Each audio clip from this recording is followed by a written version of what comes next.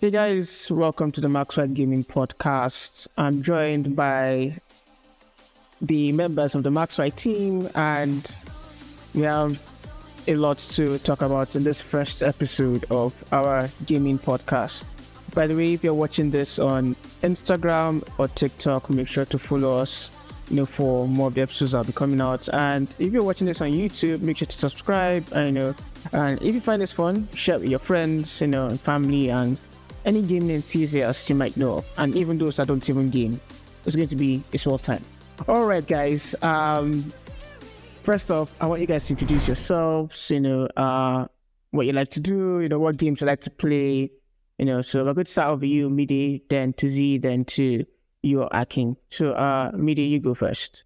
Just give a brief introduction of yourself, what you do, and what kind of games you play. Off to you, bro. All right. Hello, viewers. My name is Ayomide Or. I also go by Fabulous or Van Piglet, whichever one you prefer. We can talk about the weird naming convention later down the line. I am an architect by day and a gamer by every other measure of time. I'm into fighting games, Souls-like, first-person shooters. I'm into a lot. And I think it's going to be a really fun ride between all of us here. On to the next one. All right. Z, you're next. You can go next. Hello, viewers, listeners, and everyone in between. I'm Z Mustache, or you can call me Z. I'm an undergraduate lawyer, esports and gaming journalist as well, and writer. I mostly play every and anything, to be honest, but mostly FPS, adventure games, and racing. That is my trinity, basically.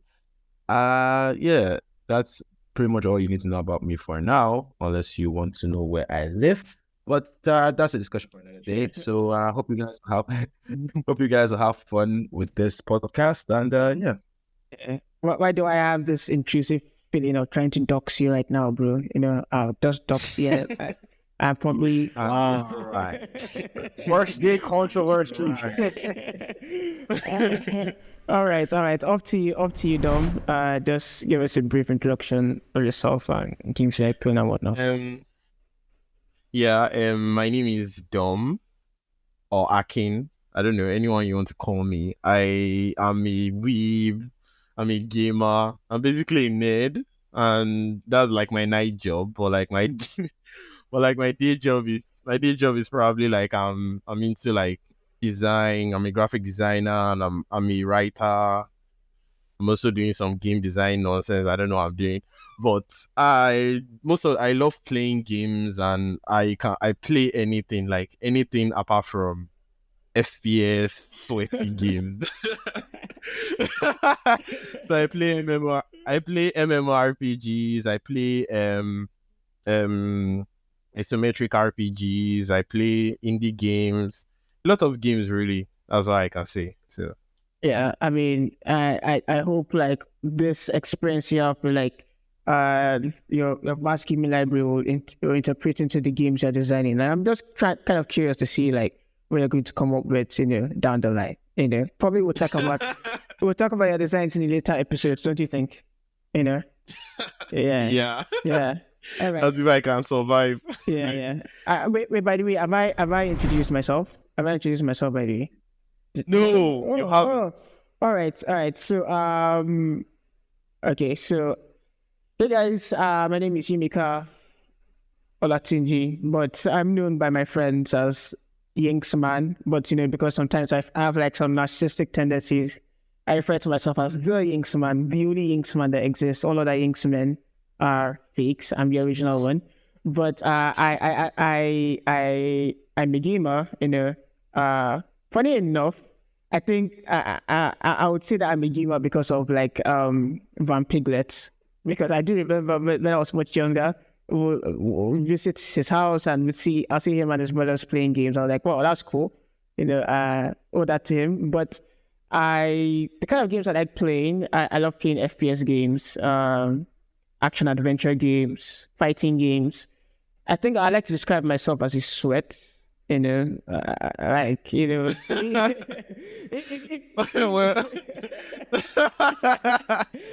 Well, well, you have a life, so you're not asleep. That's all I was saying. Yeah. But if you played online FPS games and you see anyone like bullying you, you know, killing you, and you're like, what is going on? Like, I'm supposed to have fun. I'm one of the people that kind of steals the fun out of games, you know. But anyways, I digress. My day job is I'm a freelancer actually. I'm a video editor and a computer scientist kind of, but I don't think I really use my knowledge of computer science that much. Yeah, I plan on developing games. I plan on following Akin, you know, in the game design world, you know, eventually. I don't know if that's going to work out, but yeah. But that's cool. I think that's enough introductions. Glad to have all of you here. And so let's just start off, you know. What do you guys think of like the recent PlayStation showcase, you know? Some people thought it was bland, you know. Some people thought it was okay. Some people were like, it was amazing. But like, I want to hear your individual thoughts. Let's start off with UZ. What did you think about the recent PlayStation showcase? Let's see. First of all, I expected a lot more from the PlayStation showcase. I'm not even going to lie to you. I expected, like, a lot of people expected much more games, much more announcements, you know, across the board. Because before PlayStation Showcase started, we had this whole thing where big major companies were dropping out of E3. I think when that news happened, it was like early this year. I think well, early this year or late last year. So it was like, okay, everyone was dropping out of E3. I was like, God, what's happening? E3 is no longer E3. Why is this? And then we now realize that it's because they want to push their own games or their own releases at their own events. You get me? Basically drawing or dragging the crowd from E3 back to PlayStation soon. So you'd expect that their first, or like, you know, the first time they're doing this outside E3, they would have this whole massive drop for us. Like, it's going to be crazy. And then I'm like, okay, no problem. They showed off some games, and we all know. I also want to clear the air though. We all know the game that stole the show at Showcase. Yeah, we all know the game that stole the show. Yeah, there's no even need to hide it. It's better.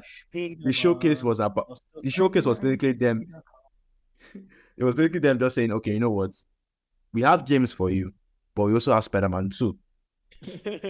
I don't know, Sha. Okay, man. Like, we have other things you can dabble into, but Spider-Man 2. Yeah, I mean, by the way, Akin, I think you're an Xbox fan, yeah? No.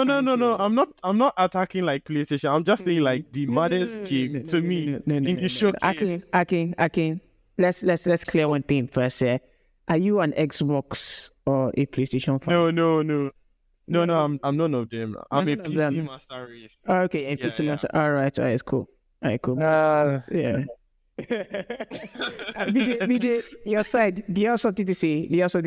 Like, where did this sound? No, I want the boys to finish. Let the boys finish airing out whatever statements they need to make before I comment. Okay, let me say a statement. To me, I just feel like the best game in the showcase to me was Metal Gear Solid 3. That's just what I'm saying. Mm-hmm. Like when they said it's coming out. Although I don't have a PlayStation, that is a game I would kill for. Like for them remaking. You understand? Yeah. I don't know. Spider-Man 2 is fine. Or, I don't know. But by the way, that Metal Gear Solid remake, I have a funny feeling. You know one thing that they do at PlayStation showcases, yeah? Unless it's specifically announced that it's an exclusive game, you know, most times they kind of edit the trailers and the videos to seem as if it's only on PlayStation. Okay, but yeah. So most times that's not the case, you know.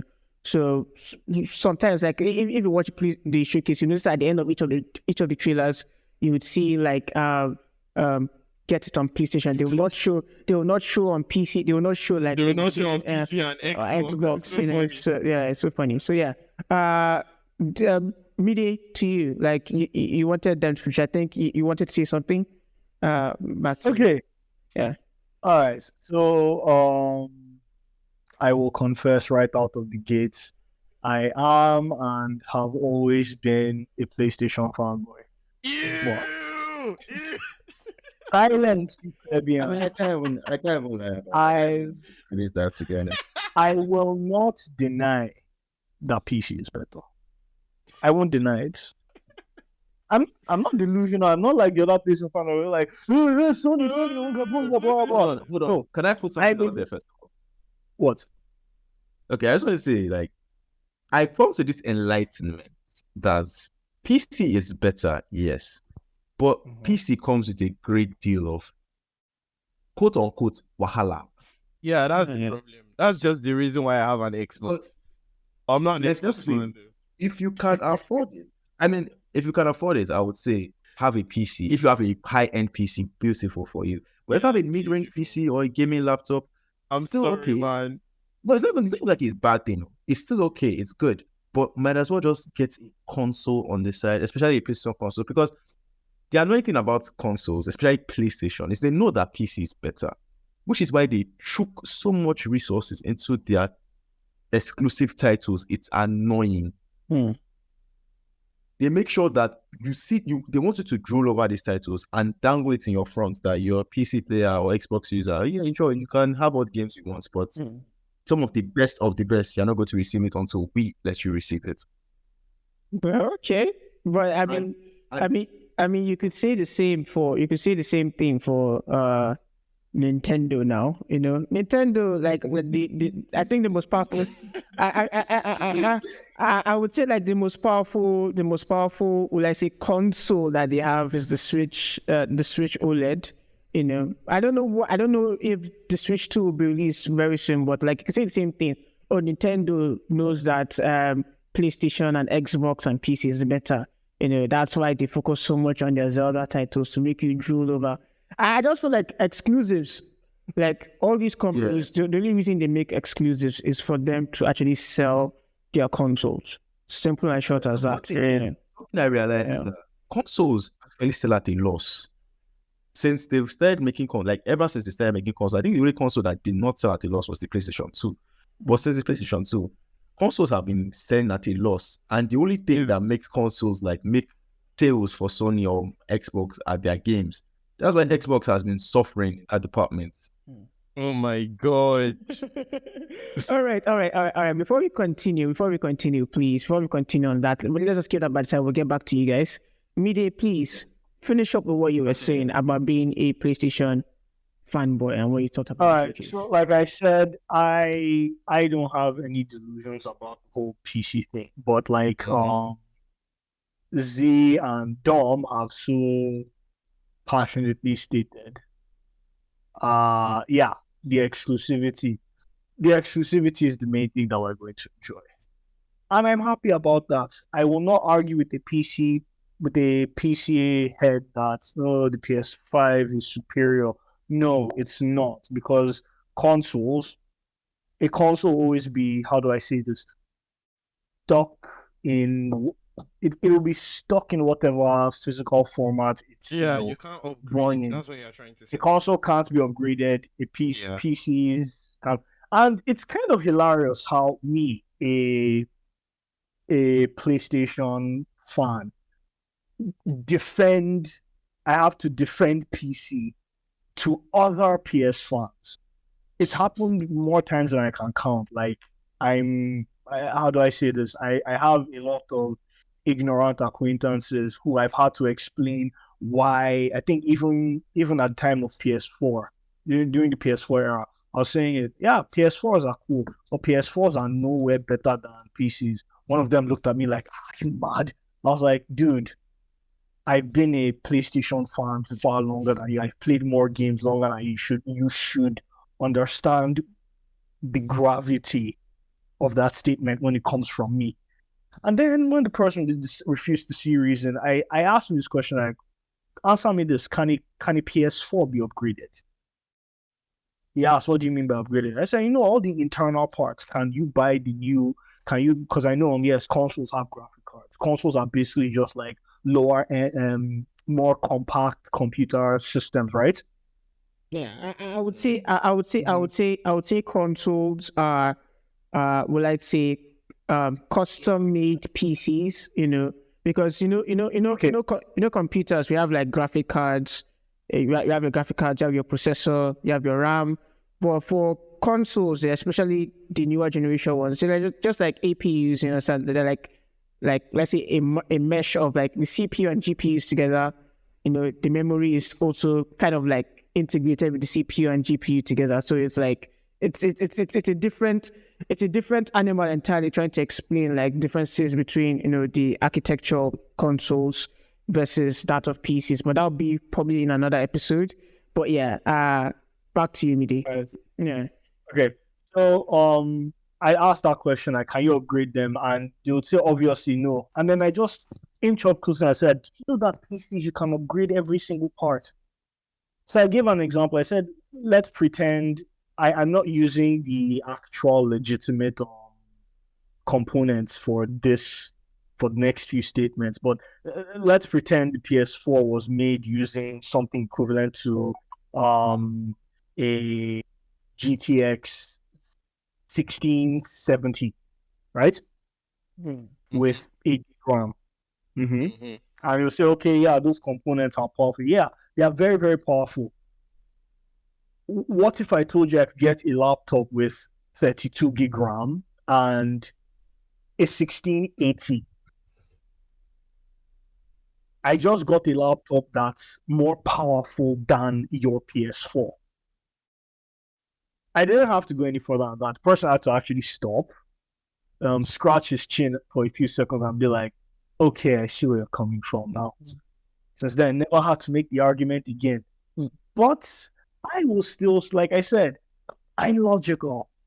I'm logical about my love for the consoles. I love it because I grew up with it. I love it because I love what they offer and everything. But I will not deny that PCs are better. But did you? Now, I want that question. Yeah, this recent PlayStation showcase, did you love it or not? Okay, so there's a middling answer to that question, because there are aspects of it that, because I want to really go deep into what I liked and didn't like about this. So I will be honest. I've watched every PlayStation showcase since they left E3. And I think they pulled out of E3 maybe 3 years ago. Yeah. They pulled out of E3. So, and even before they pulled out of E3, I don't know if you guys knew this, but PlayStation has had its own showcase events separate from E3. Usually happened every December. I think that was called PlayStation Experience, or PSX for short. And I will be honest, this was kind of the worst, but not in the way, it's kind of the worst, but not in the way that it was bad for me. Okay, so I'm going to start with the best points and why they're the best for obvious reasons. And then I'll go down to the things that now shift me towards the dislike side of it. So first off, Spider-Man was the showstopper, was the cap at the end of the show, was dessert, big, fat, delicious dessert and everything. Everyone was expecting to see some Spider-Man footage. As long as it was gameplay, we were going to be satisfied. Because wasn't it like 2 years ago that they did the reveal trailer? I think it was 2 years ago. It's 2 years ago, 2021. Yeah. Alongside Wolverine. And I'll be honest, when we saw the jungle, my mind was thinking, it's a jungle, so it can't be Spider-Man. Maybe it's Wolverine. Then I saw Craven. I was like, okay, it's Spider-Man. This is just set dressing. They're just showing us Craven here. And then when the camera panned up to the trees and the screen started going blank, I started panicking like mad because I something was telling me the show is over. That's all they're showing us. And then it cut to New York 6 months later, and I was like, thank God. Thank you, God. And then the hunters were pulling their shenanigans, and the Black Air Force Spider-Man erupted out of the doors. And I was like, oh, wow. Oh, wow. Oh, wow. They're actually giving us symbiote Spidey. And it looked marvelous. Yep. Everything else that followed was still I remember we're all kind of, me, you, and my brother were all kind of screaming internally when we're watching the whole thing together. So that was the best. For me, the second best thing was the Snake Eater reveal. Now, I'll be honest, yes, I was very hyped when I saw it. But part of me feels kind of weirdly like there's a small part of me that was screaming, you shouldn't be hyped about this. It's not because this isn't going to be good, this is going to be amazing. The reason why I was telling myself I shouldn't be hyped about this is kind of sad. The first Metal Gear I ever played is 5, and that's the only one I've actually played. Are you serious? That's taking here. Okay. Do you know what? Akin, with this your response, please tell me. It sounds as if like you are a Metal Gear, No.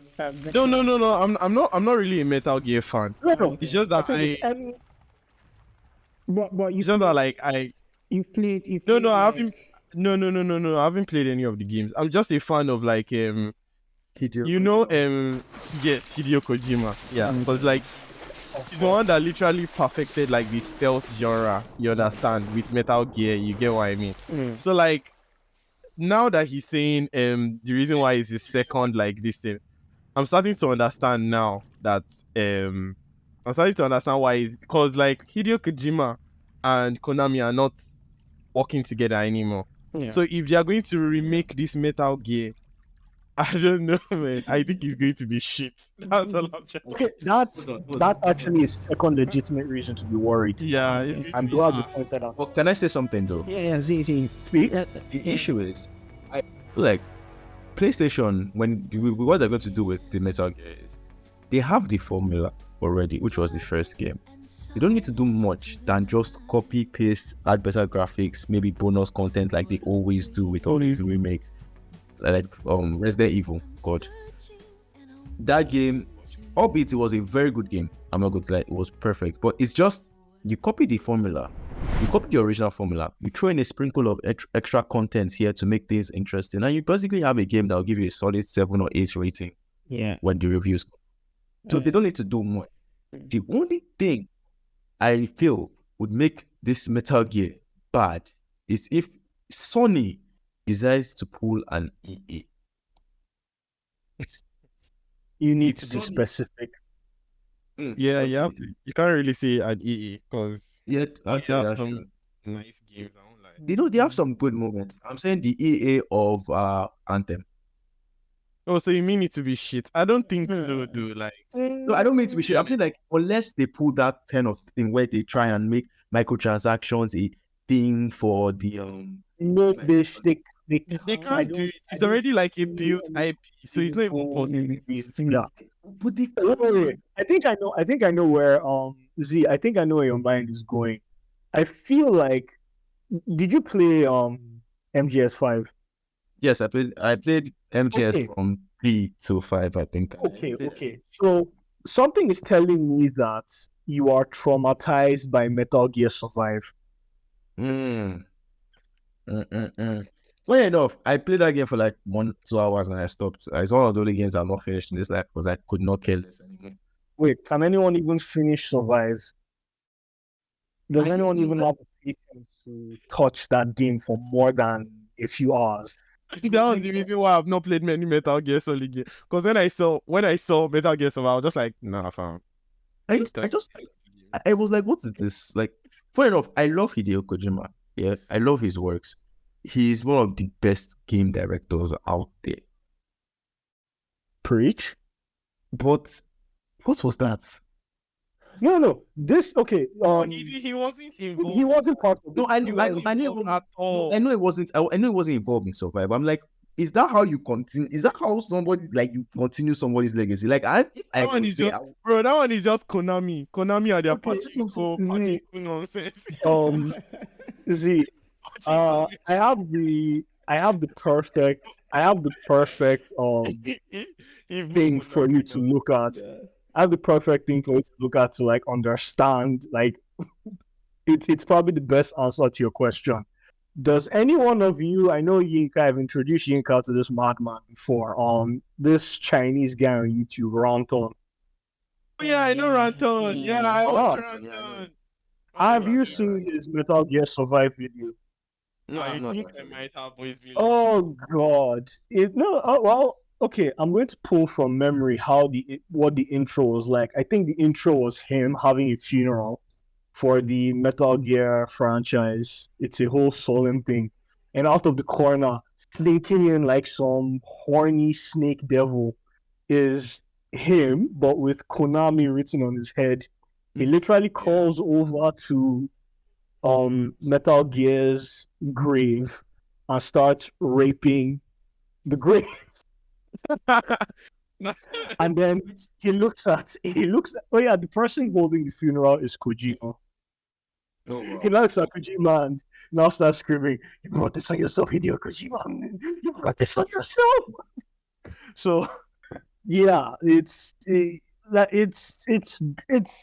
a disgusting and really, really, honestly, at the end of the day, you look at Metal Gear Survive and one question comes out of your mouth: why?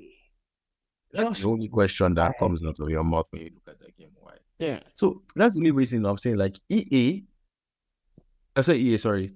Yeah, that's how bad EA is to me. Sony, and Sony has the. Well, I don't say they have the capacity to do that because I feel like Sony, apart from that, I'll say this. Everyone has the capacity to do that. Yeah. They just have the decency not to. Sony is greedy. Sony is greedy. I've known that for a fact. I would say, well, Sony. I would say Sony is greedy in, well, I say in a smart way. Let me just use that word. You know, I feel like Sony really cares about its reputation. You know. Yes. I mean, Sony. I feel like Sony is more. You know, I feel like even if Sony is greedy, I feel like that greed is like a necessary evil in the sense that, like, because of their greed, in a way, they kind of always put out bangers, you know. What do I mean by that? If you notice, a news was released recently that, you know, the Last of Us multiplayer game, the Sony executives actually canceled, like, they are pretty sure that they had finished like majority of the game, and they showcased it to the Sony directors, and they were like, okay, do you know what? You guys should strip this thing back. It's not going to make us enough money. It's not going to keep the players engaged, you know, as much as we want. You know, I don't know for anything. I feel like how you know that a game is good, yeah, in my own opinion. Although I feel I don't support the predatory practices of some of these gaming executives, you know, trying to like kind of like, let's say, cash out on players. If your game is good, EA? Blizzard. Yeah, Blizzard, EA, Blizzard, EA, all the rest, Blizzard and EA and some others. If your game is good, people will spend money on it. Yeah. It's like, if your game has a way of giving, like, the players are playing a game a huge dopamine hit, so like, this risk and reward feeling, like, okay, even if I feel I could just try again, people will keep on coming back. And I feel like Sony doing that here, Sony doing that with The Last of Us, this Last of Us multiplayer, you're telling the developers, okay, you know what, let's take a step back, you guys try and make this thing as fun as possible to bring us more money is a good thing. It's the same thing with, like, even, I feel like God of War today wouldn't, like, the God of War and God of War Ragnarok wouldn't have been what it was today if not like that the Sony executives put pressure on Cory Barlog and his team. Because I remember, like, I did watch a documentary where they were like they showed the initial what they had as Raising Kratos, right? Yeah, Raising Kratos. Yeah, another one. I think I read, there was one of that article I read, like they actually showed the Sony executives initial plan, and they were like, okay, we don't like this, you guys should try and come up with something better, and they had to go back to the drawing board, and they have what it was today. I'm not saying that God of War is perfect, it's really good, but I just feel like it wouldn't have been as good as it was right now. I feel like God of War wouldn't have won Game of the Year. God of War 2018 would have been what it was, even because of the Sony executives, being, let's say, being greedy enough to ensure that, okay, make our game good enough so that people will buy our consoles, so that people would, it's just crazy. But anyways, back to you, Z. Back to you, Z, on Konami and yeah.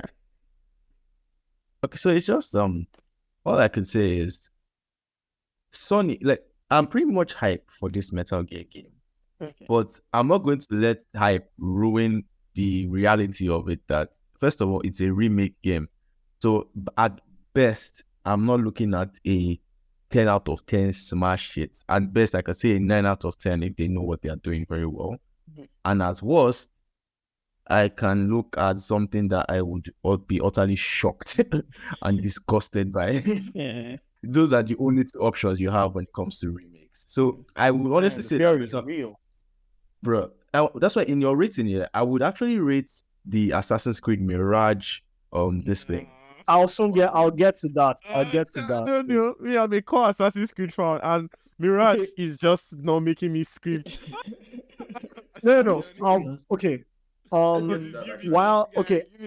Back on my backwards line of so, like, I said for me the best thing was the whole Spider-Man gameplay reveal. Yeah, that's agreed. Followed by the Metal Gear announcement trailer and everything. So Mirage. Here's the funny. My relationship with Assassin's Creed has been weird. Loved the first.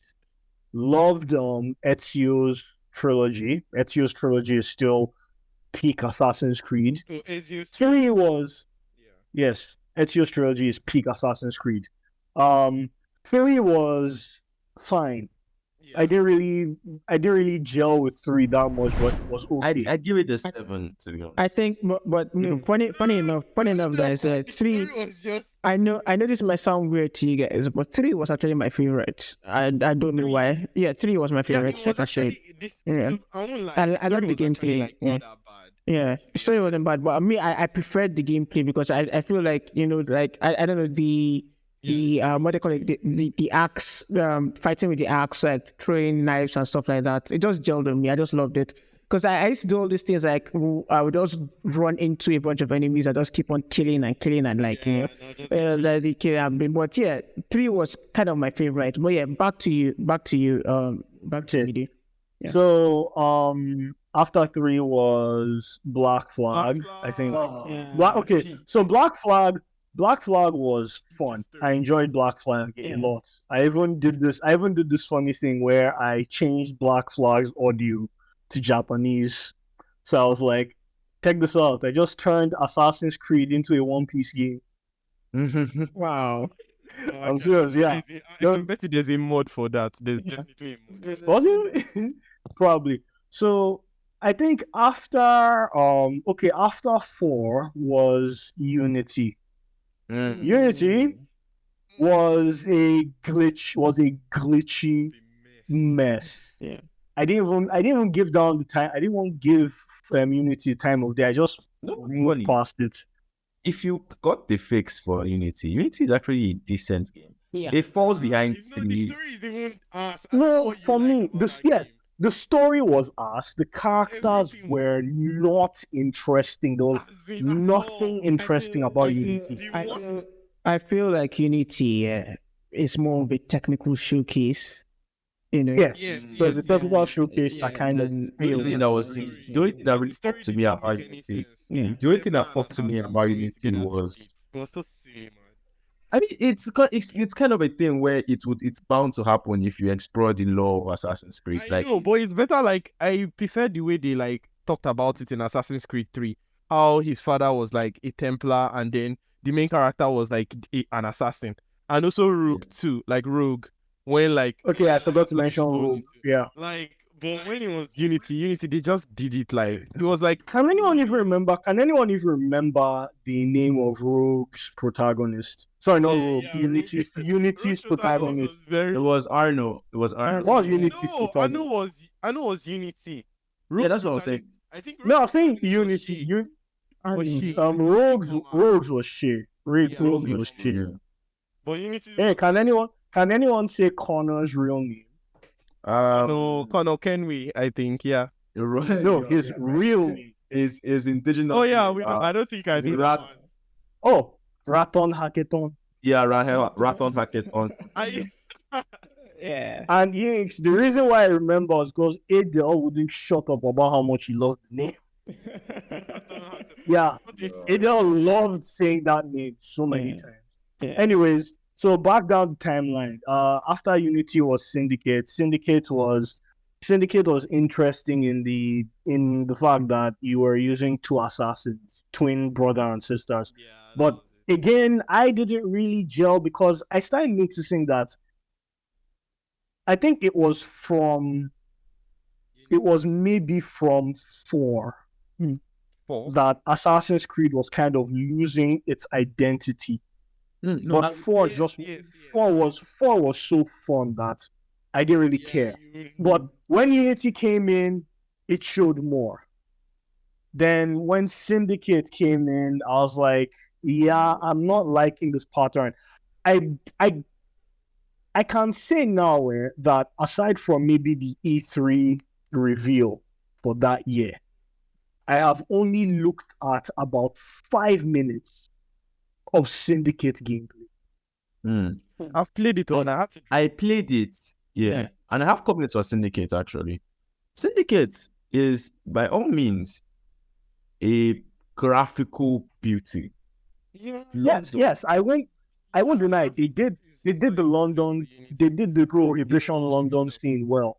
Bro, it was it was chef's kiss the way they did the architecture and everything for London. Yeah, that's just Climbing aboard. You know, I'm going to make a very, very dumb confession right now. The only thing that really gelled with me with Syndicate was I think Evie Fry was really freaking awesome. She was really good. Yeah, Wait, she was hot. Yeah, That was yeah. like- Oh, You were looking at women. Yeah, bro. Oh my God. hey, sir. Bro, get your priorities right. All right. We're here for the achievements, not women. Aside from brother, go home. Thank you. Anyways, moving on from that, what I think after Syndicate, we didn't get anything till Origins, right?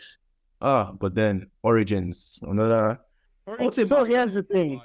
Origins was here's why I thought about Origins. So I'm the type of person who if the multitudes tell me this thing is good, but I don't like it, I will say, fine, it's good, but it's not for me. I will not deny that it's good. I will not deny its accolades. Odyssey, Origins was that nail, was the final confirmation of all my fears. The Assassin's Creed was losing its identity when they completely abandoned, just threw to the side everything that made Assassin's Creed Assassin's. You could see that with the subsequent games, they were taking away one thing or the other and replacing it. Yeah. And then when Origins came out, I was like, this thing, I looked at Origins and I said, this thing is an Assassin's Creed in name only. Yeah. Because it had gone from a really, really cool assassination planning type game to a full-blown RPG. Yeah. Assassin's Creed is not supposed to be treated like an RPG. So there are two things. Here's the thing. Origins, Odyssey, and Valhalla. I refuse to acknowledge them as Assassin's I Creed. actually do like Origins for one thing. Aspectually. No. The game is beautiful. Bro, I've not seen an Assassin's Creed that matches that Egyptian, that capture that beauty. Ubisoft mix. No, Ubisoft, I feel like they have a lot of visual or 3D architects working for them. That's the people they hired. I mean, Just I feel no. I don't really see those things. Ubisoft. Ubisoft is primarily a French company. The owners of Ubisoft are French. I know French. The French people are really popular for like their art and stuff. So you have to give it to them. But I just feel like Ubisoft, will I say, they become infamous. For, will I say, losing their identity. With it's not only limited to Assassin's Creed. I mean, I feel like Far Cry. Oh God, Far Cry. And even Watch Dogs. Watch Dogs. Because it's like Watch Dogs is just and I feel like they have this problem with. I feel like Ubisoft has this problem with like kind of like defining, what. Well, I say like when you're starting a project, you define the parameters of the project. Okay, these are the lines we're not going to cross. This is what this thing is going to be about. They have this issue of like trying to, will I say, make their world as expansive and but then they kind of like lose direction on what their game is supposed to be like. And I think it's even affecting the upcoming projects. So I'm pretty sure you guys have heard of Beyond Good and Evil, yeah? Yeah. Yeah. So Beyond Good and Evil, Beyond Good and Evil, the first one was like amazing. It was a great game. Now Beyond Good and Evil 2, they announced the game. That game has been in development hell for like how many years? I think we're closing in on 7-8 years, if I'm not mistaken.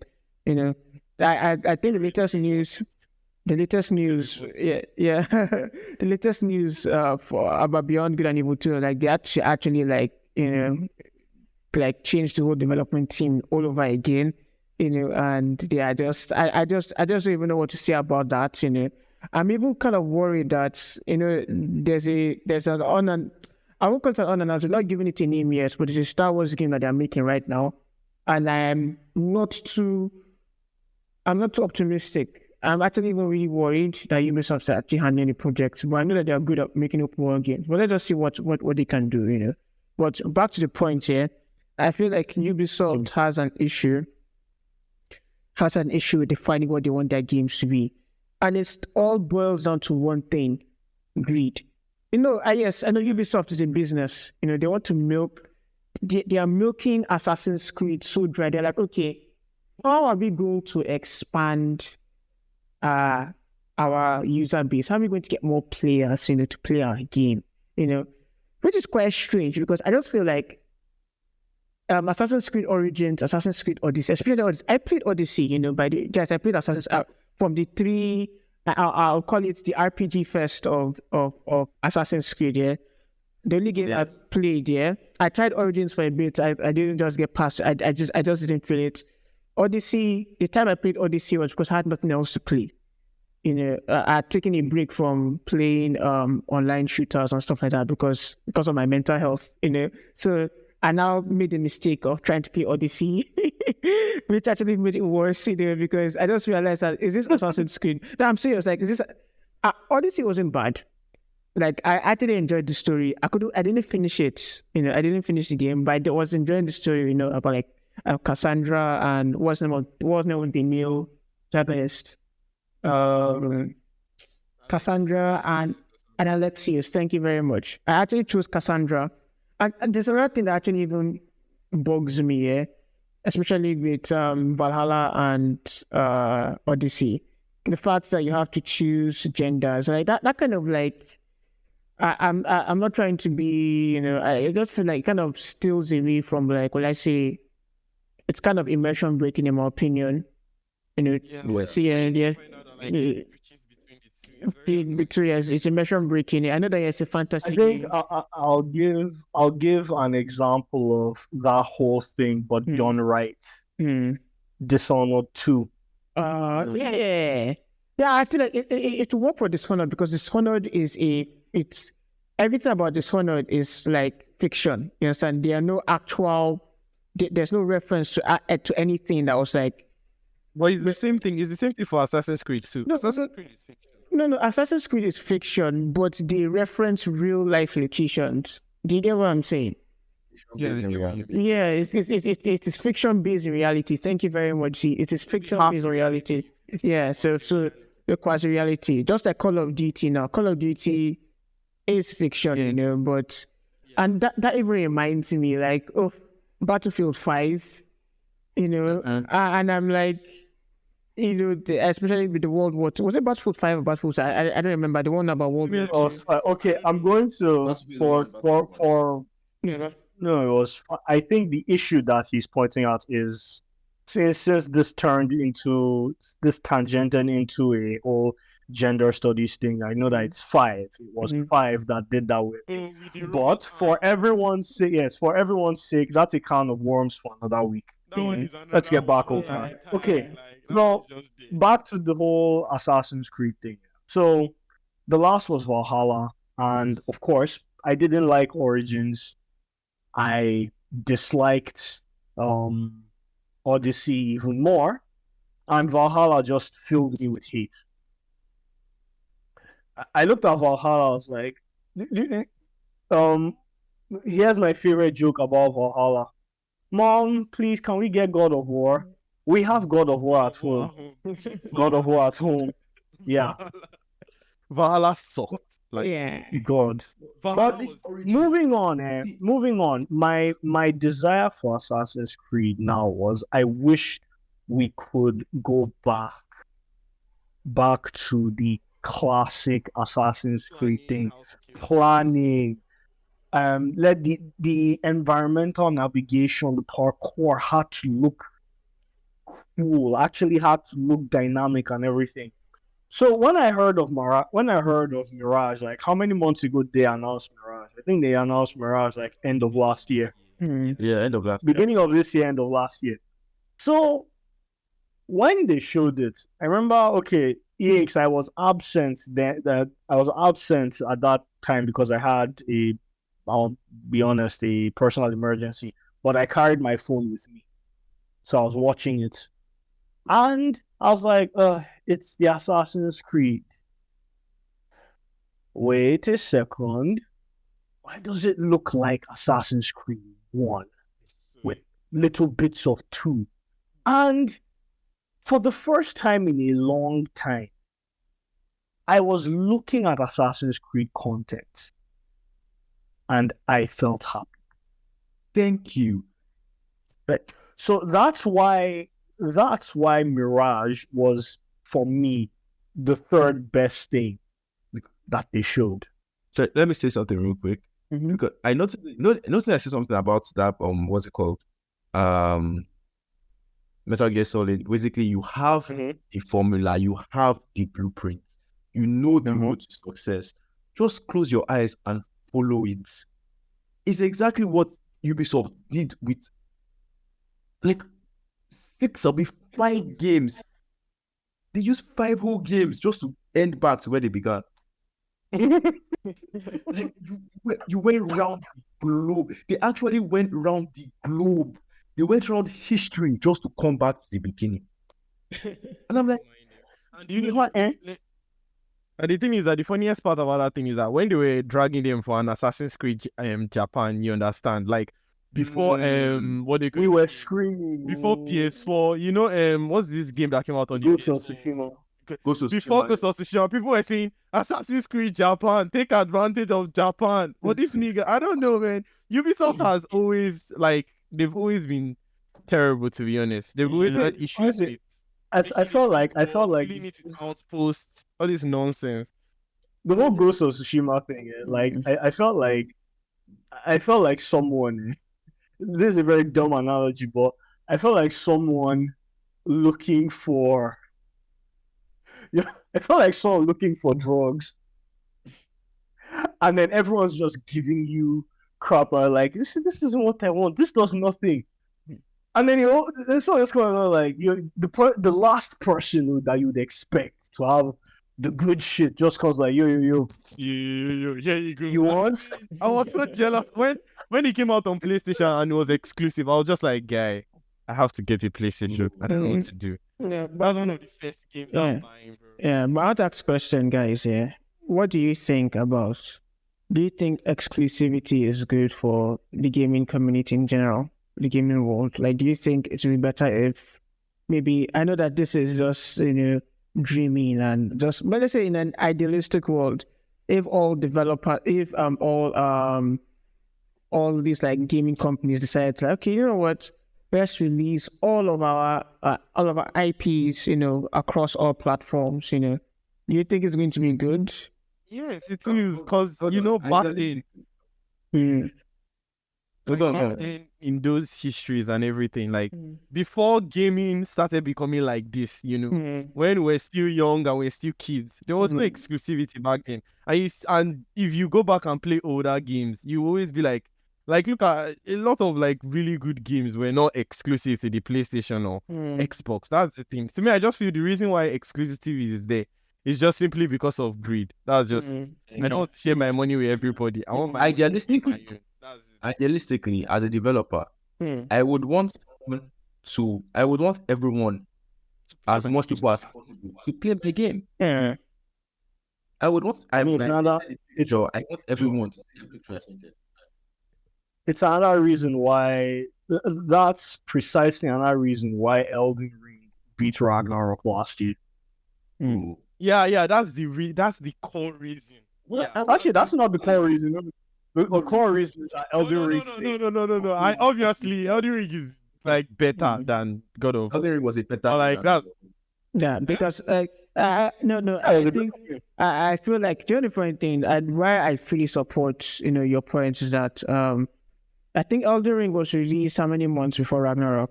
I think it's 7. Around at least 6 months, 6 to 7 months before Ragnarok, yeah. And Ragnarok was released a month, yeah, it was February, yeah. And Ragnarok February to November, yeah. And Ragnarok was released, really close to the Game Awards. So people were thinking that, like, since Ragnarok was released so close to the Game Awards, the hype will still be there, and people, but nope. To show you how good Elden Ring was, it gave.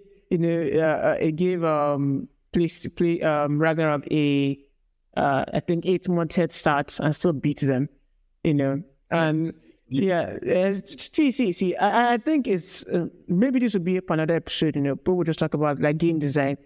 I feel like most of these companies, that's why I don't like Ubisoft with the way they design their games. This hand holding, put markers everywhere.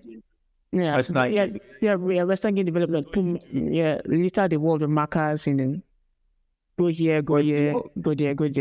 But Elden Ring is just like free real estate, like do whatever you want, somewhere you discover, And I think even I don't know about Tears of the Kingdom. I haven't played it yet, but I feel like Tears of the Kingdom is similar, Legend of Zelda, something like that. And that's why I feel like Japanese game developers, the East actually. There's something about their game design. MMORPGs. Yeah, they're always good. So I just feel like this is something that game developers should be more aware of moving forward. I remember when they were roasting Elden Ring on Twitter, like I think was it Ubisoft developers? I can't remember. No. It was the developers of the Forbidden what do you call this thing? Horizon. Yeah. Horizon. Yes, Horizon Zero Dawn. Yeah. I don't even let me not even lie. If anybody told me, oh, they bought a PS5 for me, and they were like, but you can't play any other games. The only game you can play is for Horizon Zero Dawn. I would kill myself because I don't know why people like. I genuinely don't know. The reason why that game had hype when Horizon came out was because of the graphics. That was it, to be honest. I don't know. The story doesn't look appealing to me. It looks like a standard, regular RPG. I don't know, about a female. That's just it. Nothing different. Okay, I'm going to. I'll just. You haven't played it at all, have you? No. Honestly, I will actually. No. I'm not going to try. I'm not going to try and oversell it to you. But I will say this: it actually has a good story. Are you serious? And yeah, it has a good story. Zero Dawn. Hold on. Zero Dawn. Zero Dawn is the first one. Yeah. Zero Dawn is the first one. Forbidden West is the second one. I've finished Zero Dawn twice. I was hyped for it. I was actually like fully hyped for it. I've been hyped because one of the main reasons why I was hyped for it was I was a big fan of the studio behind it, Guerrilla Games. What's their name? Guerrilla Games. Oh, Guerrilla Games. Yeah, you know Killzone, right? Oh yeah. The Killzone franchise. Yeah, it was them. So I remember like way back when I was still in school, me and my best friend would always, like find movie series, anime, and game news and everything. And he showed me the concept art for, like, the early concept art for the game, and I was like, robot dinosaurs being hunted down by tribal people. I was like, that's a crazy ass concept. Who's doing this? He just looked at me and said, Guerrilla. I was like, I'm sold. I'm already sold. Then the first few trailers came out, and I was like, yep, I am still sold. I finished the game. Aloy, I can promise you this. Aloy is a good female protagonist. She is. She's actually a good female protagonist. You're making me want to buy a PlayStation. You're making me want to buy a PlayStation. Don't worry, you can play. Zero Dawn is on PC. Zero Dawn is on PC. Yeah, Zero Dawn is on PC, so like Forbidden West. Help me buy a gaming PC, boss. Anyways, I'm in anyways, that's that tangent. Actually, give Zero Dawn a try. At the very least, give Zero Dawn a try. Anyways, so that's the three things I liked about the showcase. The rest What were important about the showcase? that were important. Okay. So we're now moving towards the neutral/negative aspect of it. And it all boils down to multiple factors. Okay, so let's pretend this is any other. Let's have a hypothetical E3 conference that just happened, right? Let's pretend we're watching a conference right now, and they're like, "Hey, new announcement," and you see Santa Monica, Okay. right? You just see Santa Monica Studios. Aren't you going to be immediately hyped? Yeah. Yeah. No matter what, even if it's something new, like a completely new franchise, because it's from a familiar brand, a brand that has delivered every single time. No matter what, you're going to be like, I don't know what this is, but I am hyped, right? Yeah. We got a lot of the wrong version of that during the show. In the sense that, like, for example, the first thing they showed, that heist game. Yeah. Please, does anyone remember who's developing that? Because I do. Bungie. Is it Marathon? Okay, Is it no, Marathon? not Marathon.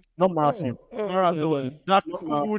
Marathon's trailer was so cool. Okay, Marathon's Marathon's a good game. trailer, Marathon the thing is, okay, and I heard Marathon has been in development for like it had been in. It was an idea before Halo. No, actually, it's like it was actually a game that came out, but it was in the genre that nobody really plays. No, actually, What genre? no. It was in the Actually, platform. It was in the no, guys. isometric genre. As a much no, actually, Marathon is actually an IP that was originally released on the Macintosh. It was a game released for the Macintosh PCs to Apple PCs at that time. It looked like Doom. You know the original Doom. You know the original, It looked like that. It looked like that. But Okay. It has gone through different evolutions. But yes, back to the high scheme. Yeah, I think I remember the high scheme. When I edit this video, I will put that. The first trailer. The first trailer. Oh, there's now the problem. So there's two ways you can win someone over. Yeah, he's talking about. That's the means. Yeah. Okay, it's called fair game. Fake news with the So- dollar sign. Yeah. So there's two ways you can, grab your audience during these showcases, right? The first way is what I said. If it's something you don't have gameplay for. If you don't have gameplay but you are a named and trusted brand, it's fine. We will happily take the hype. But fair games was a new thing from still no one remembers the devs. Hey, let me just check with the Okay, while you're looking now, okay. Let's just say let's pretend it's a dev we don't really know or a dev that we don't really trust. That trailer gave me nothing. For me, that was a very there was no gameplay. Yeah, It was all cinematic and it was nothing. It was so very nothing. It's kind of similar to Marathon. It's just that Marathon would be on the more positive side because it's Bungie. Yeah. I can kind of trust. I will give them slack because it's Bungie. So we saw a lot of that. That was my issue. We saw a lot of that shit that we barely have any reason to be hyped. Some of those trailers, especially even looking back now, even remembering the Fair Games trailer now, I feel annoyed because I remember minute one. The three of us, me, Yinka, and my brother, and the three of us were all in different places. So Yinka in his house, me here, and my brother all the way in Ireland. We were on the Discord call watching it together, and I could tell me and my brother were jittering like crazy because every new major showcase, me, him, and my other junior brother, if none of us are working that night, we'll all sit together on Discord and watch. I really, really hate it when the show opens and I'm not immediately pounded in the face with content. Like I feel like for me maybe the greatest E3, or rather the greatest E3 opener was 2016 Sony's conference, because that was where it was at the opener that they revealed God of War.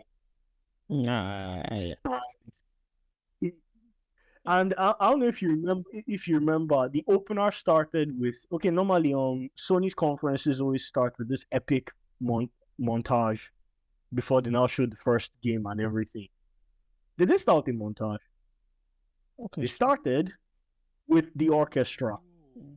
And me, I was like, this was literally me watching this thing live. I was like, I don't know what this is. I like it. You're teasing me somehow. Can you please stop tickling me and get to the point already? Because you all know by now the new Kratos theme is a banger. and that was it. That was everyone's first introduction to Kratos' theme. Mhm. And then immediately cuts to the first time we see Boy.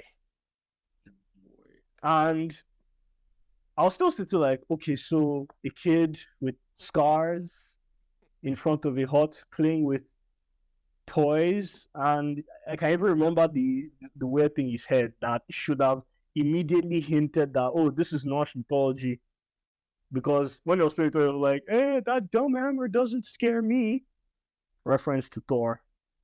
And then we heard Kratos shout, boy, no, and then we had a voice, a booming voice screaming, boy, boy.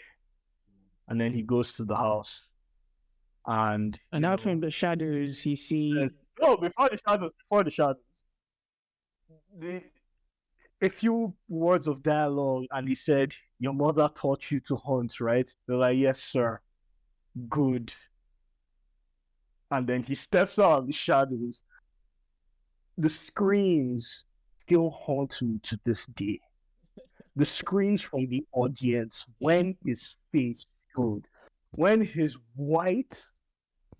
snow white skin and the giant eye and belly scar and the red tattoo showed, I nearly passed out from hype. I'm serious. I was in this very room. Like I think it was 1 a.m. It was exactly 1 a.m. I had work the next day. I think I was doing this was during my NYSC, by the way. I was chilling like this, looking at my laptop, like, and then I finally calmed down. I was like, I was like, I mean, this one For you. I was happy. Yeah. I was happy as can be.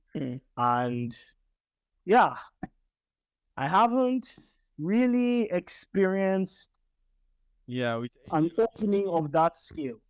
Maybe the closest we've come to that was during the PS5 reveal thing. I can't remember. I think the opening for the PS5 reveal was but I'd like to make a point here. You remember that during when I say the God of War reveal, PS4 was the last generation of consoles were coming to the end of their life, and their lifespan towards the end of the generation. So there was enough time for developers to understand the full capabilities of the system. Speaking of which, guys, because of time, we're running out of time. We'll probably have to cut this episode short, and probably we'll discuss more on this. I just feel like the consoles right now are still.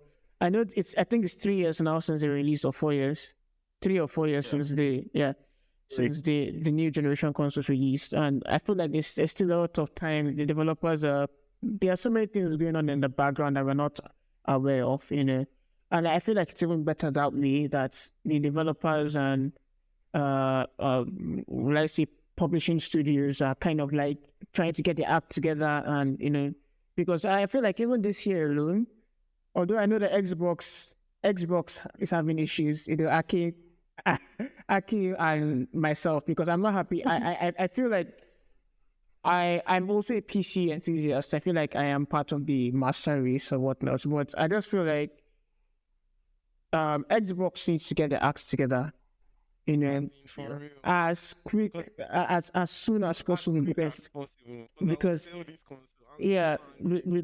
like what is happening with the the recent release, like Redfall, disappointment of what do you call this thing? Even the title, I feel the only title that they released this year so far that has been great is this rhythm game. What do they call it again? Hi-Fi Rush. And Hi-Fi Rush was a good game, but it didn't sell well. Many people see, unless you're a core, let's say video games like person. Like all those what do you call them again? Those spray painting. Yeah, spray painting, like like games like Splatoon or games like Not Splatoon. I've forgotten the name. That was made by Sega. I've forgotten their name. Is it Jam? Boom something Jam Rush something. I forgot it. The name. Oh yeah, I know the game you're talking about. Yeah. Ride on skates, Around City, and Yeah. traffic. That's Yeah. right. Jets something Jets. Jet Set Radio. Yeah, Jet Set Radio. Jet Set Yeah, Radio. I'm not a fan of Jet Set Radio. And there's also Pentiment. Mhm. Although Pentiment is for like, I don't know, people, I don't know, Mhm. people like me that don't really that are into walking simulators.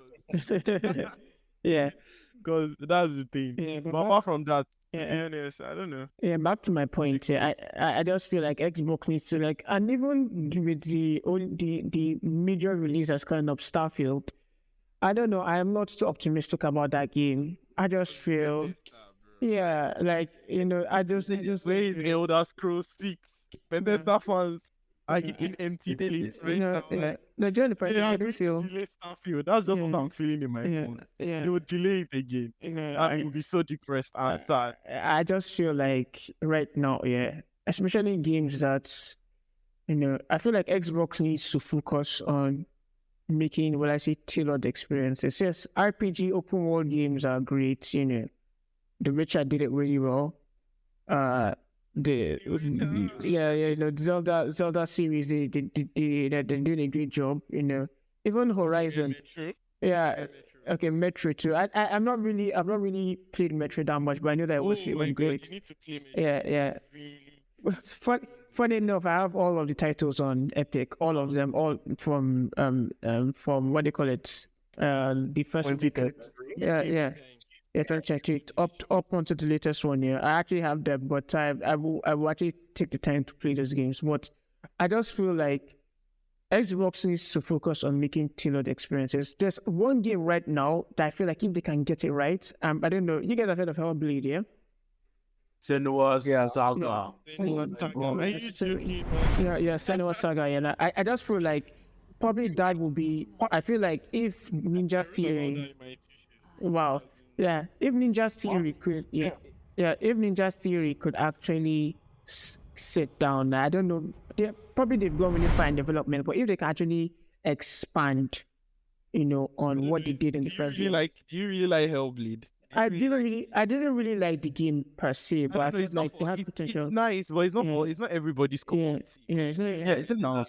yeah. It's a game. It's a game that one thing I know about Hellblade is that at first I didn't really see we appeal it on site. So I never played it. It's a game that you have to know about. You have to give it a chance to actually enjoy it. Yeah. Because the game is a game where you can't. It's not a game where you sit down and play. Just pick up and I want to play Hellblade. Yeah. It's an experience. Mm. You would never feel that experience without playing with headphones. First of all, you need headphones to play that. Yeah, exactly. You need headphones. I recall they won the award for best sound design. Yes, and it's right. It's rightfully should because I don't see Actually, on any Game Pass, I can try it. You see, don't say you should play. See, bro, Try. I'm telling you, like even me personally, I feel like if anyone has, will I say, I wouldn't advise anyone that has like visible signs of mental illness to actually play that game because to be honest, I think sometimes I think it's eerie. It's very eerie. It's something that gets me spooked. But I just feel like if Xbox could pick up like like Hellblade, something like that, and kind of like make it appeal more to mainstream audiences by expanding on the combat, dialing down on like you guys heard of Heavenly Sword now? You guys have heard of Heavenly Sword, Ninja Theory, but you guys have made Heavenly Sword, yeah? I know. Yeah. But like, if they could do something, or maybe like try and combine, create a game that has a tailored experiences and has like great combat, something that like will attract people. Basically The Witcher, something like that. That's imagine if Xbox buys like CD Projekt Red. To be honest. I think I'll be so happy, man. Yeah, I wouldn't. Me personally, I don't even want. I'm not really a fan of Xbox buying, these because I feel like I know. But like when they buy them, they give them like more money to make Yeah. better shit. Yeah. And is that That's just what Xbox By the way, Studios? by the way, some of Z, that choice Xbox has. What did he say? Z, I wanted to ask you a question Yeah. concerning your fears about MGS, right? Yeah. Okay. So I don't know if you know this YouTuber Maximilian dude. I don't think I know about him though. Okay. So he basically placed a couple of bets with his viewers on what they were going to show at the showcase, and he guessed that there was going to be MGS, and either a new MGS or a Metal Gear remake. Okay, no, only a Metal Gear remake. And then he now made another point. I won't go into the points. I'll just ask this question: would you have felt better if the Snake Eater remake was being done by Blue Point Studios? Hmm. You know Blue Point Studios, right? I don't know. Their name sounds very familiar. Okay, Blue Point has been known recently for doing. I think so far they've just done 2 remakes. Just not Doom Souls and the was it Uncharted? Demon Souls remake and Shadow of the Colossus remake. Yeah. Okay. Those are not the Yeah, basically, if you want any old game okay. to Should be be they are the made now, Yeah, the ones- they can do it. They are the ones you call, and they've only really done 2 so far. Yeah. See, And but- yes, so that's the question now. If you saw Metal Gear Solid Delta Snake Eater by Blue Point, would you have felt better? I would have felt a little better, knowing that Blue Point still has something to prove because they're on the road. You said you have 2 game remakes that are peak. Shadow of Colossus, when it came out, the remake came out, I could not hear enough of it. I couldn't play this game, but I could not hear enough of this game. I looked at all the trailers, I looked at all the gameplay, and I was like, God help.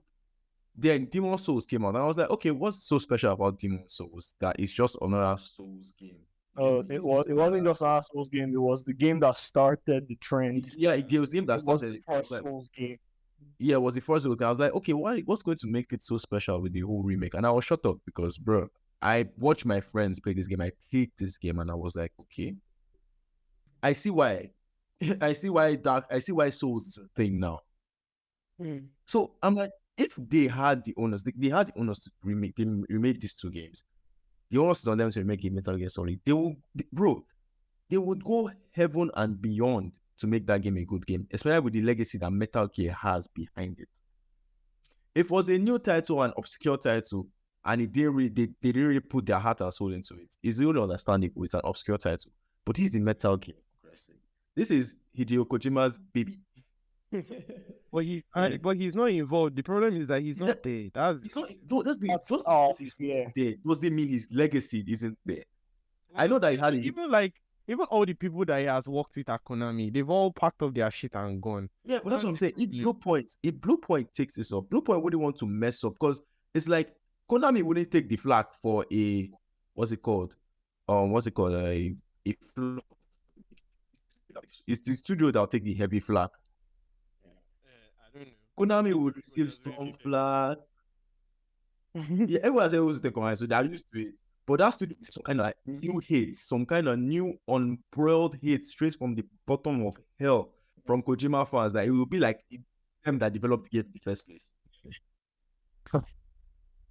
So I would have felt better if it was this in Blue Point, right? To be honest, I would have felt a little better. Not even like, oh, I wouldn't still be harboring fears of disappointment because I know one thing is that remakes are not easy to pull Let me off. check something. Metal Gear. Do we really know who's actually making it? Like, Who's what? It's Pokemon. Yeah. like who's working on it now? Oh, and by the way, you even forgot to mention some games that were even still announced, like Phantom Blade Zero. Yeah, that Phantom Blade. Okay, I was about that Phantom Blade. Yeah, I was about to even mention it. Yeah. One thing you should know about that trailer is that I am not too. Everybody was hyped about it, but I wasn't too hyped. You know why? Because I felt like that thing was too scripted. It looked too scripted to be too. It looked too good to be true. But after Ubisoft's antics with Watch Dogs, you know, you guys remember Watch Dogs now. You guys remember the E3 Watch Dogs trailer and the gameplay trailer. Well, like that versus what you got. yeah, exactly. What you ordered versus what you got was just since that day, since that event, I've always had this in mind that like if a game trailer looks too good, if I don't see the UI elements, you know, on the screen, I don't see the UI elements. I am not interested. I'm not really. Even that Starfield I've been seeing, I've just been taming myself. Yeah. But I don't know, even the UI looks very... Yeah. Until I see, When I see this, and that's why I was really impressed. That's why I was really impressed with the Spider-Man 2 showing. You know, like that this is actual gameplay. This is not. This is not some Although yes, I would say that it's more the sequences are more scripted than actual gameplay, but it was a good mix. And you're like, yeah, this is what we're going to get when it releases in the fall, you know, of this year. But anyways, guys, I just feel like that Phantom Blade Zero, it looked so good, but there isn't enough information. We don't even have a release date. We don't even know how far. Yeah, even the developers. So who are the guys? Who are the guys making the game? I feel like it's an Eastern. I think there are some... there are some Eastern, you know, PlayStation. You know, Sony has like, you know, kind of like that market domination around Asian markets and everything. So right, I think I just remember the game that like I was kind of sure they would show, but they didn't. And if none of you have heard of this, after this is over, I advise you go find and look for footage of this game. I think it's called Lost Soul Aside. Never heard of it, bro. I've seen it, but I've not really paid that much attention to it. By the way, I was saying Phantom Blade Zero is going to go exactly the same way Wulong went for Xbox. It's going to be almost the it's going to come in, people will play it, and you know, it's just... And then it's going to be a short, fun experience that looks really good and nobody really talks about it. Nobody really cares. Yeah. Or it could be like Shenmue 3. Oh god. Oh no. That game. That's not fair. That's not fair. You know. That game, man. See, guys. Bless the game designers' heart. Yes, I saw Lost Soul Aside gameplay. I know what it was giving me. Final Fantasy. By the way, Final Fantasy 5. I just saw it now, and I'm like, Final Fantasy 5. Final Fantasy 16. All they did was just remind me. Final Fantasy 16. I'm already like hyped for Final Fantasy 16.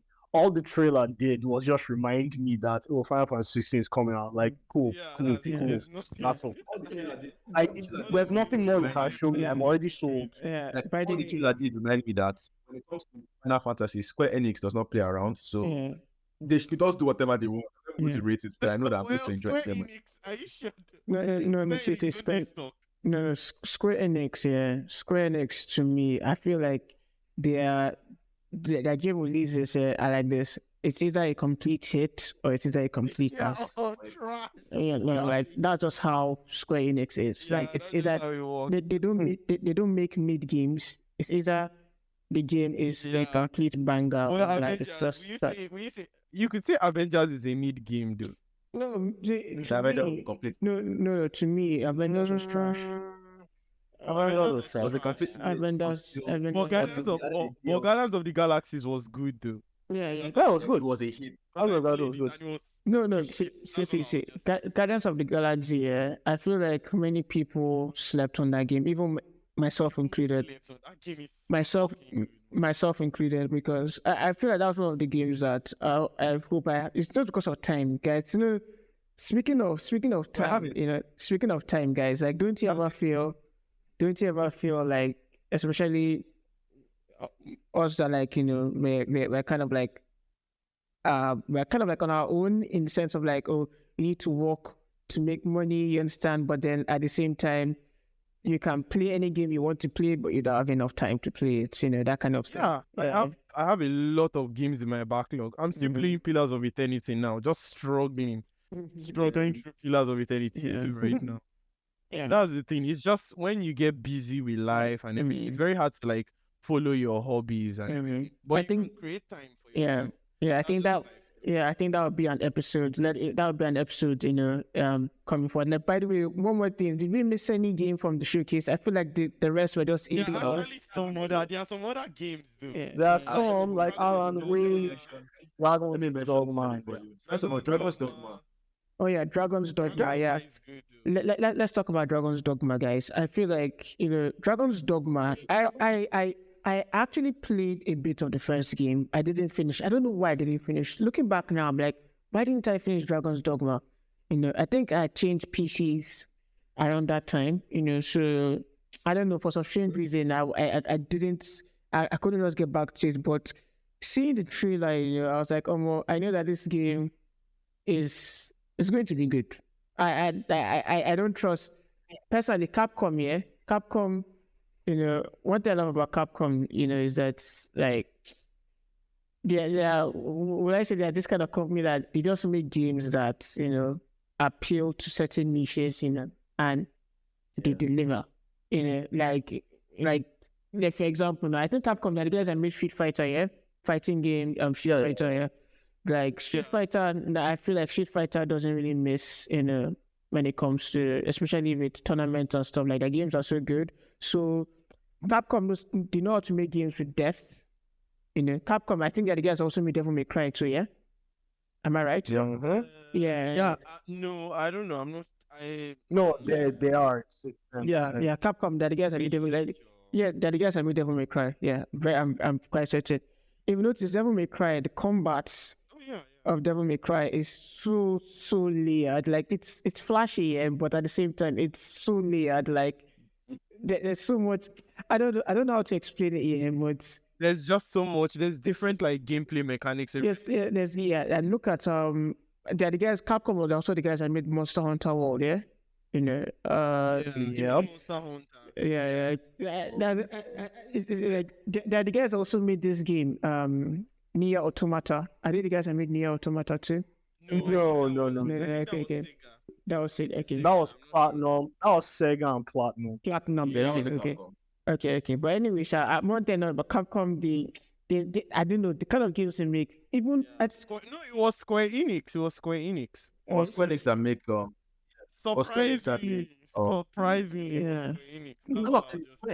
Square Enix games are either a hit, and when they hit, either a hit wow. or a Yeah. miss. That's Yeah. all. Forsaken was just bad. That's why I hate Square Enix, to be honest. Yeah. For Spoken was guys. It was Square Enix. Square Enix See. tried to be American. That's just what I was saying. See, one thing I would just say is that personally, game publishers should just stay. I'm about to say it now, but I'm not going to do it. Publishers should stay away from the developer's vision for a game. When the developers pitch a game to you, just give them the money and let them make their game. There's no need to like, okay, we want to hit so.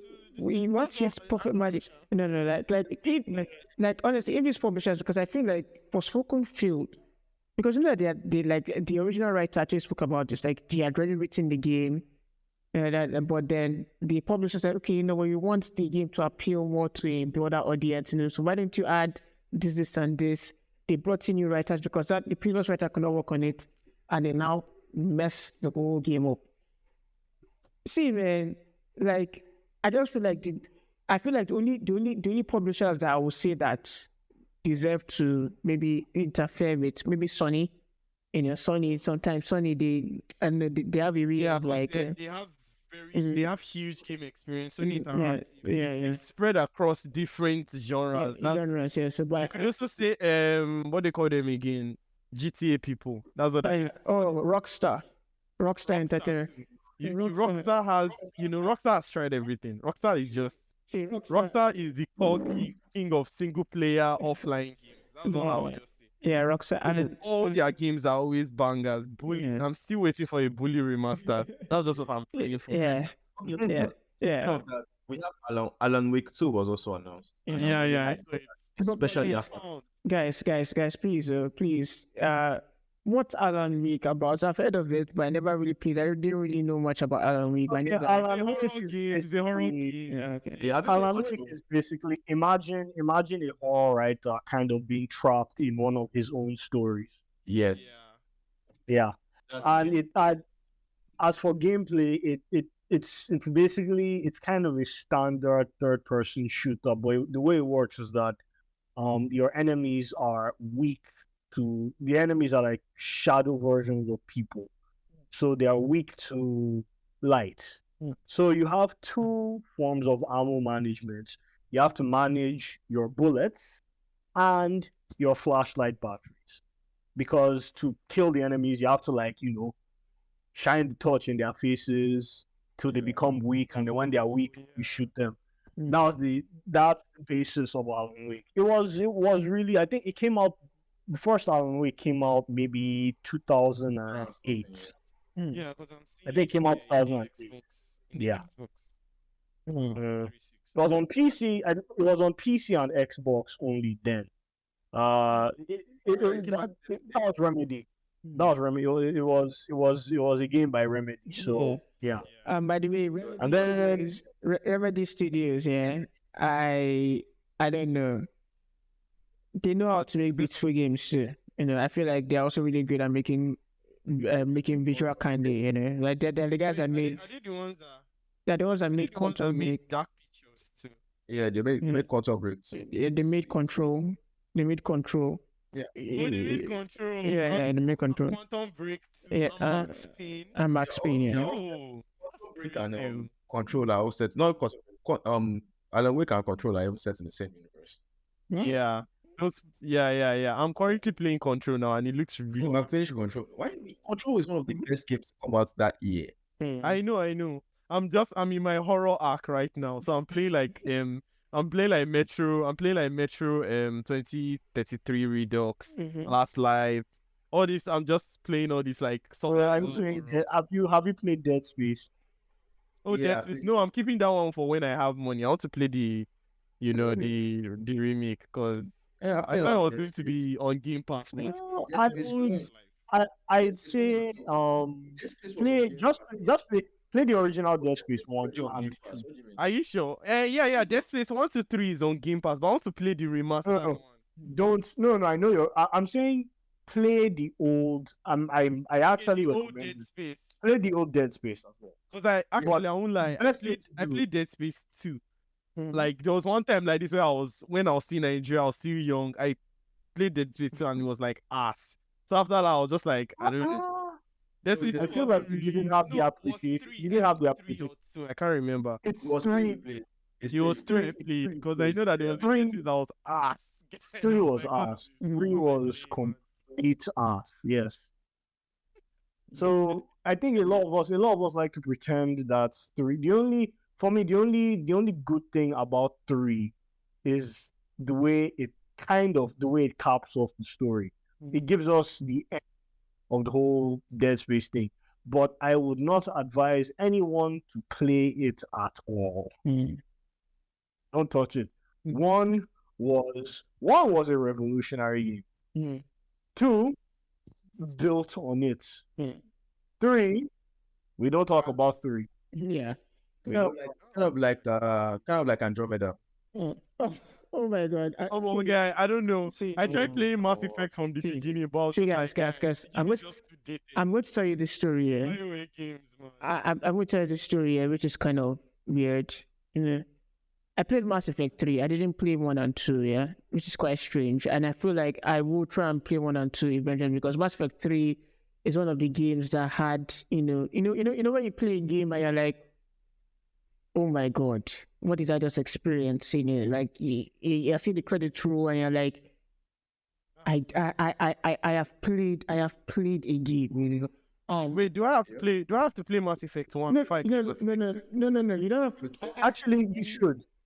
You should. Because No, Mass Effect 1, God, I hate it so much. There was one level I got stuck at. I didn't save. and I was just like, fuck BioWare games. I'm not playing. See, I'm so pissed off. see, the way Mass Effect games, that's why I actually like the Mass Effect universe. Like the way the games are made there, yeah, you don't really need to play the You previous just know some titles, but characters. you just need, but it's better. I feel like you get it. It's a lot more than that in the sense that it's not just a question of oh, I recognize this character, oh, I don't recognize this character. Decisions throughout that series, decisions impact, like they have massive impact in the sense that if you play Mass Effect 1, there's a decision you can make where one character, one of your companions dies because of that decision. I've not played, And don't spoil it. when you play, no, I won't. I'm stating this as an example. In 2, you can, like, when you boot up 2 for the first time, you have the option of importing. Yeah, you have the option of importing the save, and every little decision you made in 1 will carry over and have their ramifications. Just like in 2. Dementia. Just like Yeah. Okay, yeah, kind of like that. But the way it now works, it's actually so much that there are certain characters who, if they died in any of the previous ones, and you now play the following game with that character dead, the game becomes very different. Okay, so I know you said wait for it to put his headphones back. I know you said you don't want any spoilers, but I'm just going to call out this character. And honestly, if you don't know this character yet, it's kind of your fault. Garrus Vakarian, aka the single greatest wingman in gaming history. Wait, who is Garrus? Wait, I probably know him, but I don't know how, like, who is he exactly? Is he... He's a Turian. Is he the dude that, like, his generation got wiped out by the biophage or what? No, that's those are the Krogans, no. Okay. The Turians are the ones that kind of look like bird reptiles. Yeah. With long back head crests, yeah. Garrus is just the best. Garrus is just the best. Agreed. And you can, I think, part 2. Yeah. Okay. Wait, in 3 or 2? In 1. Okay, good, in 1. So the thing about 2 is that the whole shtick with 2 is you're going on a suicide mission and you're trying to assemble. Really? I'm going to stop you there. Okay, please. Let Akin experience in it. Okay, you know. But back to my story here about why my experience on Andromeda is so weird. I played Mass Effect 3, and I was like, okay, this is lovely. So when I saw Andromeda, like when they announced Andromeda, I was hyped for it. I was like, oh my god, this game is going to be amazing. Then I think they used a trailer like where they use this song "Human" by I'm only human after all. I was like, oh my god, this trailer is amazing. Like, so Andromeda comes out, I get the game, start playing, and I'm like, something is wrong. Something is off. First off, the bugs killed the experience for me. The bugs killed the experience for me. It was not cool at all. Riptide, how you doing? What's up? Thanks for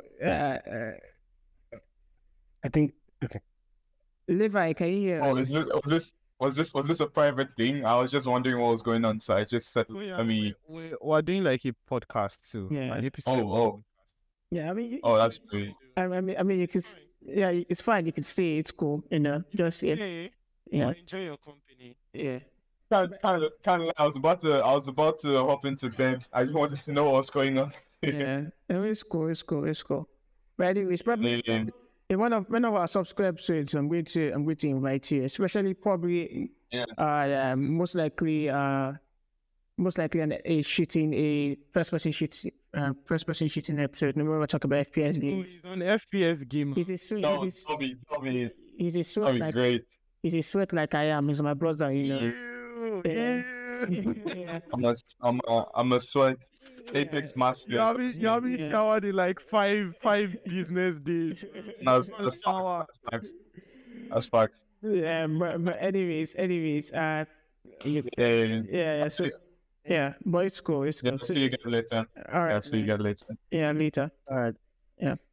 So yeah, by the way, as I was saying about as I was talking about Andromeda, yeah, I started playing this game. So when I started experiencing the bugs, you know, the facial animations were so weird. I was like, okay, I mean, like this is supposed to be, you know, a game that was like, you know, like let's just say I got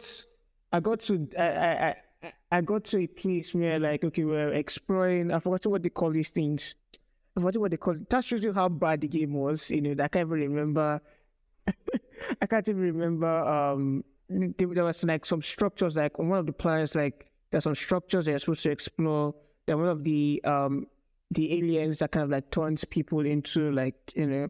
But anyways, we met these people and I just, the game was just so, there was something so wrong with the game, and I was like, okay, I can't finish this game yet.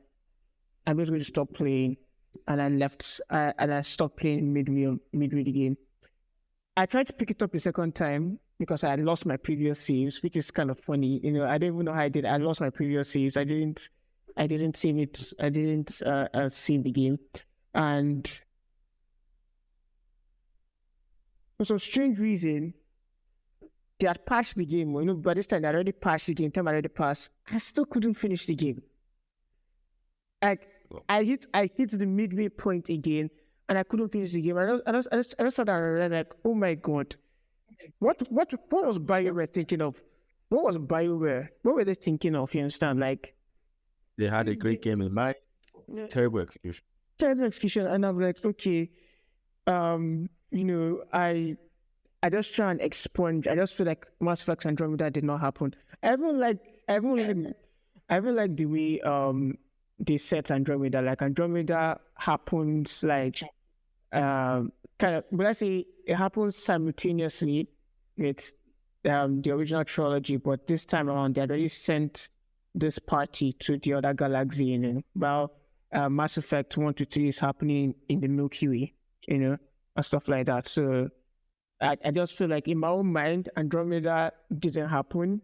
It happened, but it didn't happen, you know, in my own mind. But anyway, I don't know if maybe later on, maybe if I'm extremely bored, and I just said, Pick it up again. Yeah, I see yeah. like people are saying, it's much better now, but yeah. it's still annoying that they didn't release it good. That's just what it is.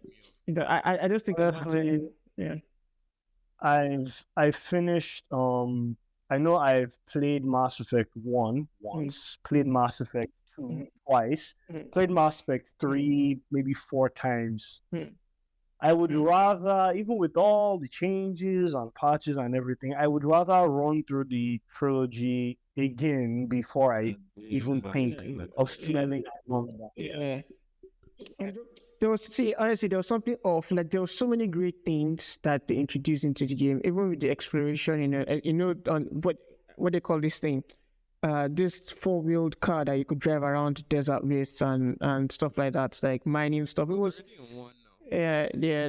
I just no. I feel like I know it wasn't one, but I'm just feeling like the way it just felt good. You know, it just felt it felt right. You know, yeah, it just felt right. You know, driving that and all that. But anyways, I think we've already hit like at least the 2-hour mark on this podcast, and it's going to be a night because I'm going to have to edit. I'm going to edit this whole thing, guys. Like I'm going to edit everything, and let's just see how it goes. You know, thank you guys for watching, and if you stayed up to now, like you must have a lot of endurance and you must have had a lot of fun listening to us. You know, in the next episode we'll be talking about the broken PC releases. You know, like Redfall, The Last of Us Part 1. What they call this game? What they call this game that was released that had a terrible launch on PC? Even God most recently, this Gollum did not release. No, see, Gollum. was Okay, really that I saw the trailer. let's save the gripe for next week. Yeah, Yeah, let's just say Whatever gripe you have, Gollum shouldn't have happened. yeah. But really, like, I don't know, like, PC is going through a lot right now. The world of PC gaming is going through a lot. The game Yeah. is £50 for that Yeah. shit game. See, guys, yeah. So, guys, if you're watching this on any other app, on Instagram, TikTok, make sure to follow. If you're watching on YouTube, make sure to subscribe so that when a new episode releases, you get to know. And turn on your notifications. So thanks for watching. Being Yimika, your host. Thanks a lot to Midi. Thanks a lot, Aki. Thanks a lot, Z, for being guests on this episode. See you guys later and see you guys in the next one. All right, thanks, man.